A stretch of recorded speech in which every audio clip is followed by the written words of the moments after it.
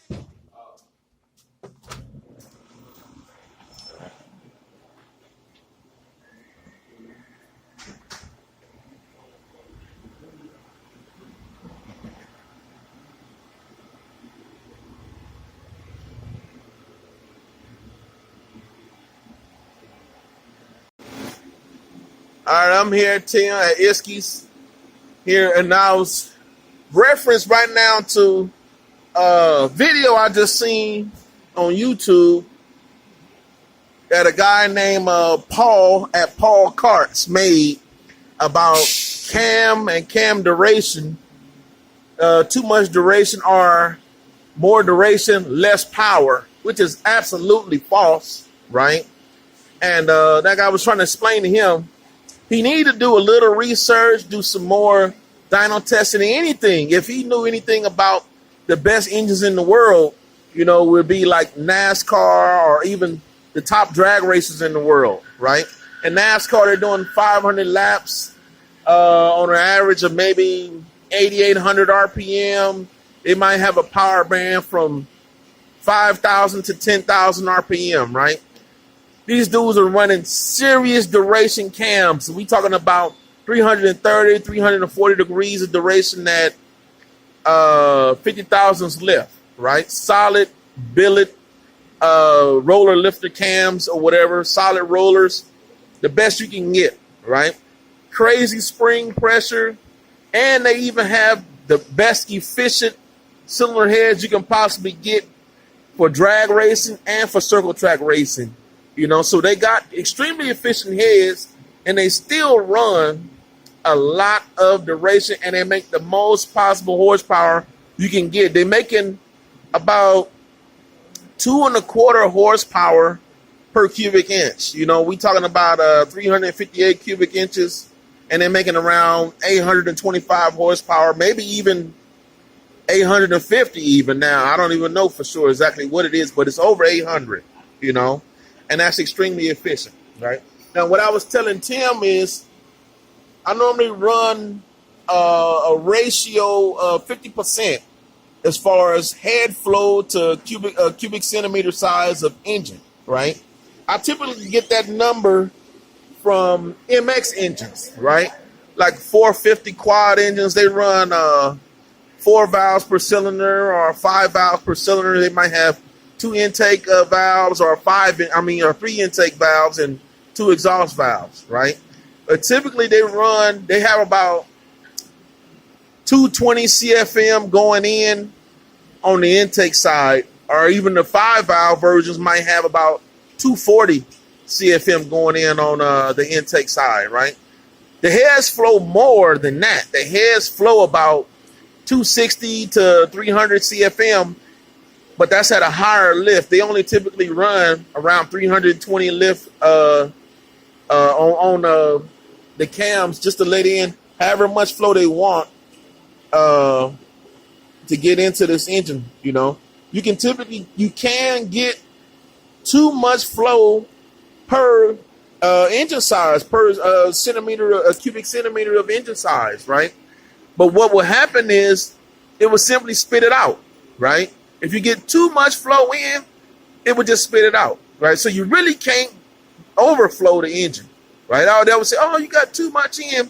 But what I like to do, like these are some cams I just set up right here. This is a bone stock cam right here. This is maybe a Predator 212 bone stock profile. This is a large lift junior dragster cam, maybe 500 something. I don't know what that is, right?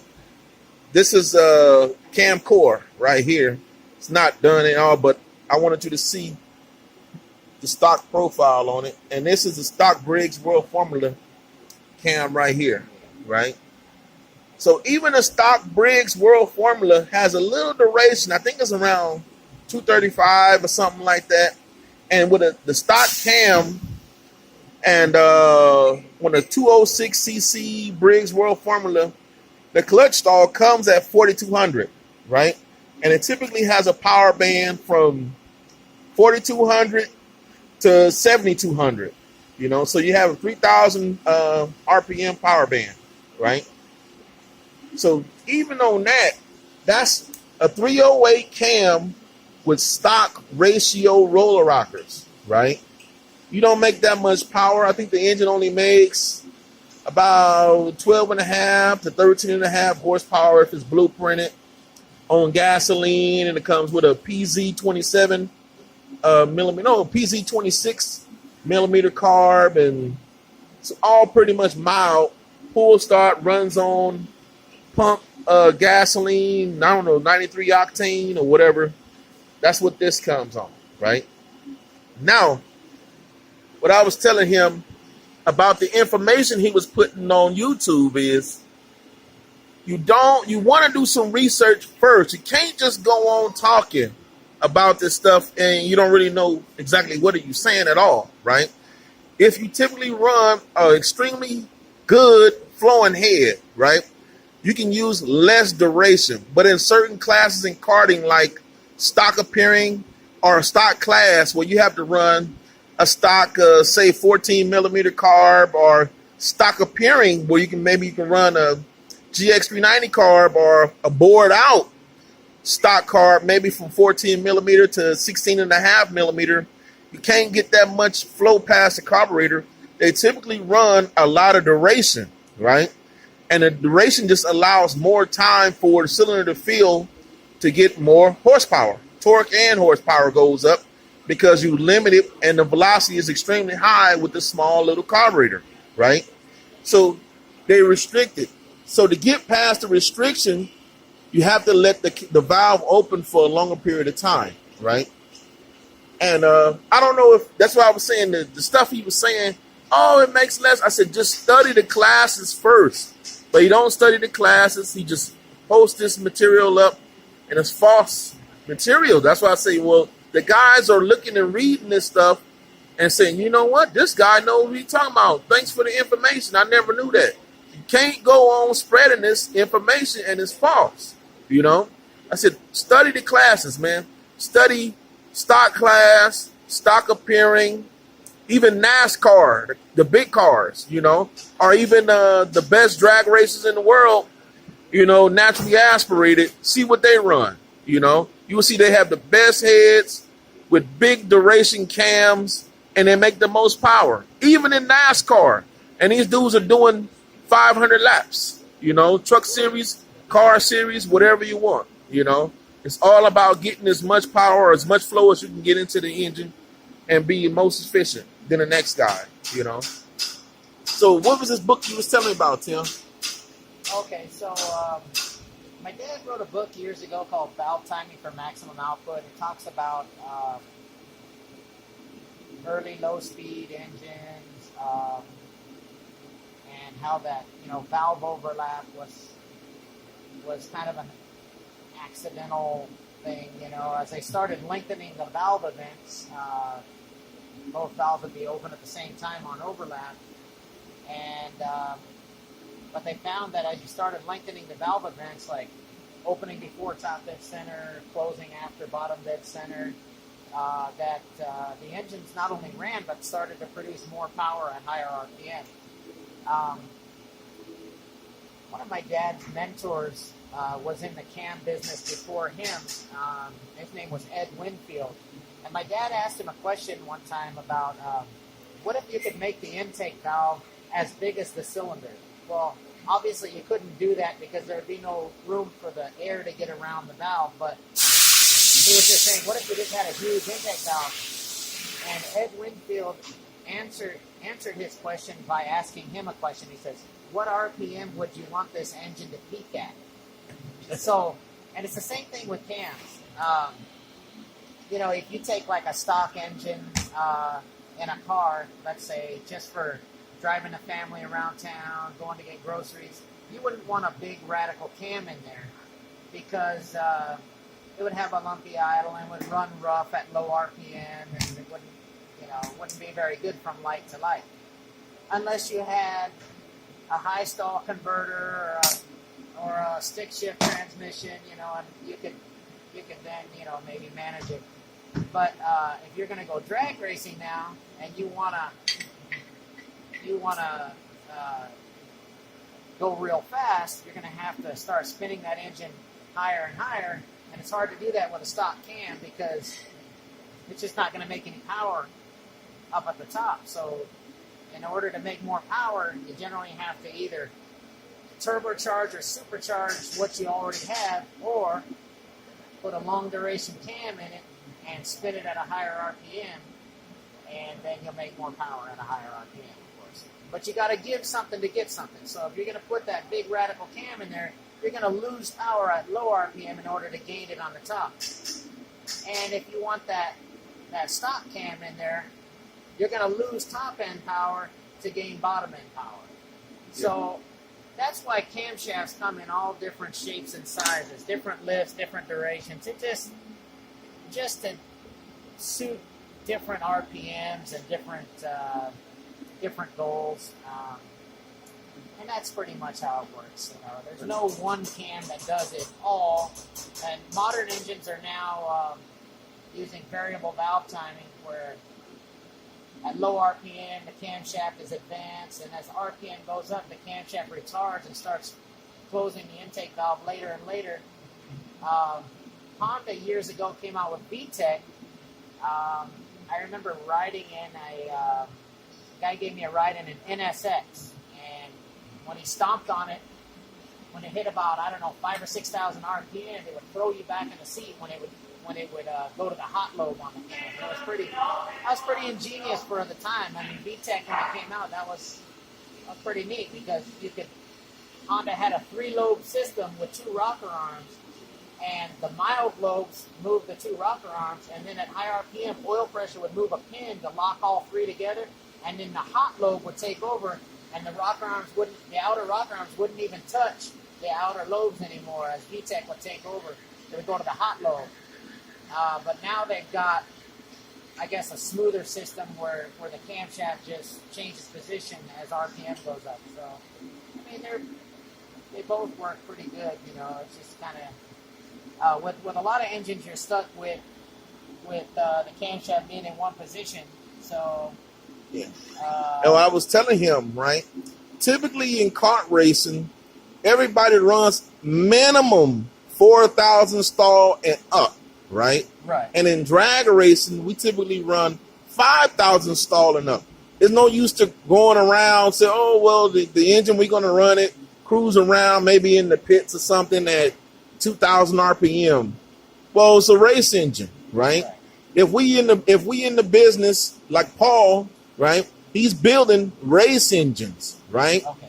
I say, why would you even need something that makes power at, say, 2,000 RPM? There's nothing to even talk about right there. We talking about from 4,000 and up, Yeah. And that's why I say the drag races, we typically run from 5,000 and up, and the kart races from 4,000 and up. They might turn 4,000 to 8,000, and we turn 5,000 to 9,000. That's typically what we run. I rode one of your mini bikes one time. I think that thing was idling at 4,500 to 5,000, I remember, right? Remember that? No, it was probably about 4,000. It was up there, yeah. And the clutch didn't hit until what? 6,000? Yeah, I had it at 6,000. Like yeah. And so, that was a scary ride. Yeah, but that's what I was telling. Look, I always explain this to guys, right? Where I build engines just like anybody else build engines, right? But the difference between me is I do more custom R&D stuff that most people haven't done, right? And I don't just build the engines. I race them, right? I tune them, right? And you see me build not just heads, whole complete engines, where most dudes may just sell parts. Like you say, oh, I'm going to just sell you this cam, right? He never knows how the engine going to look, anything. You know, nothing wrong with him. That's just his job. He sell cams. He doesn't know nothing about anything else, right? The guy got the cam and he was happy with it, right? I'm the guy who has to put it in the engine, make sure it's all set up properly and work, right? Not just buy the cam and put it in, start it up, make sure it works, right?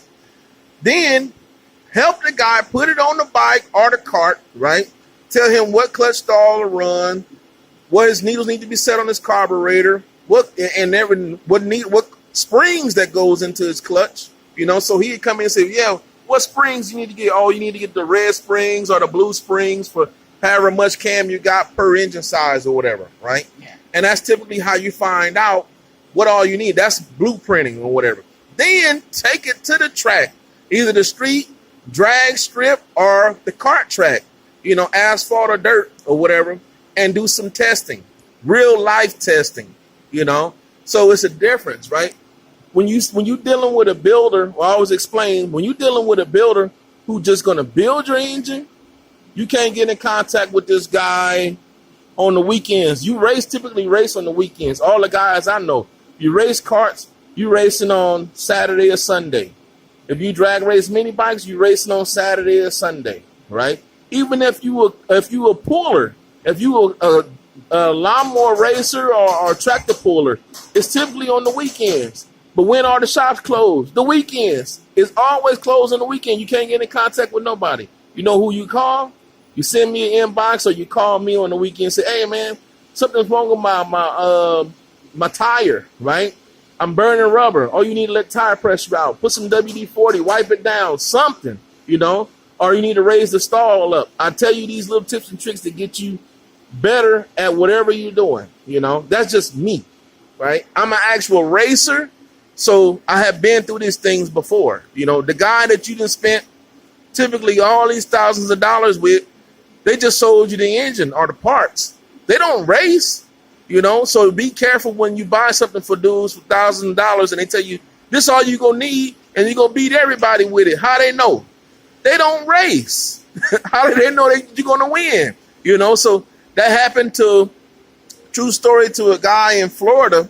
He spent over $5,000 on the engine, and he thought, oh, that's all I need, you know, I'm gonna win, right? And he went out there losing to everybody, you know. Why he losing? Because his whole setup ain't right. Even though he might have made decent power, the rest of his combination was all wrong, you know. But this was for you, Paul. I know you're gonna see this. You're gonna say, oh man, you know, go back and do some research on these cams, right? Typically what I run is a lot of duration, right? But I have a little trick I always had Tim do. And Tim, we talk about the lobe separation angle, right? LSA or whatever, right? And even though I might have a lot of duration that's saying all high lift, get all the flow at high lift, right? I still close the lobe separation angle to get it, move the power band down some, right? So if I didn't do that, my power band may be 11,000 RPM, right? But when I close it up, it's going to bring the power band down, right? So it's a little bit of both, you know. I might have, a lot of dudes may typically run a 108. 108 is like normally in the middle, right? And so I might run a 104, you know, but with a lot of duration. Or you can run low duration, but with a higher lobe separation angle, right? So it's just a trick to it. If you just want to go moderate, typically a moderate cam is mild lift, mild duration, and right in the center. So that would be like a say a Dyno 308 cam. It's got medium duration, medium lift, and maybe a 108 LSA, right? Same thing with the Isky Daddy Mamba. It's a 310, so it's medium lift, medium duration, I think at 246, medium duration, and it's comes with a 108 low separation angle. So both of them are mild, and they all around. It's an all around cam, so it gives you a little bit of everything. It's like A little bit of bottom end, mid, and a little bit of top. It's right in the middle, you know. So typically that's what we tell dudes, and that's like one of the top selling cams ever. That and the Black Mamba, of course. You know, the Black Mamba cam and the Daddy Mamba cam. But anyway, hopefully this was informative and y'all learned something new today. And Paul, go back and redo that video. All right, bye.